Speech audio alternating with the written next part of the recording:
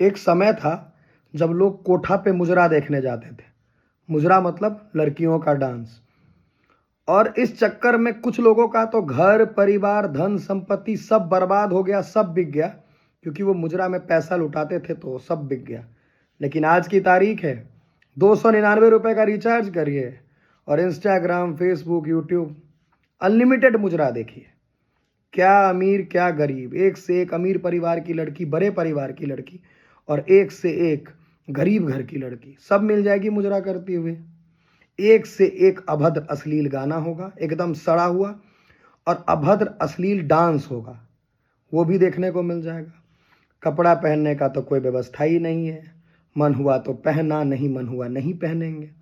लेकिन ये बात अगर मैंने बोल दी है ना, तो इस पर कुछ लड़कियां होंगी जो वो बोलेंगी आपका देखने का नज़रिया गलत है, ये है वो है। उनका जो फेक फेमिनिस्ट होगा ना, वो अंदर से फेक फेमिनिज्म वो जग जाएगा एकदम, और वो एकदम सवाल उठा देंगी, जो मन में आएगा वो करेंगे।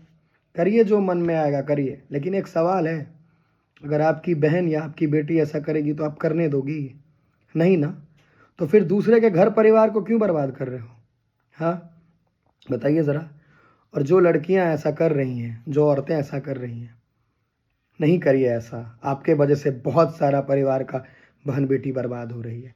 कृपा करके इस अश्लीलता को बंद करिए।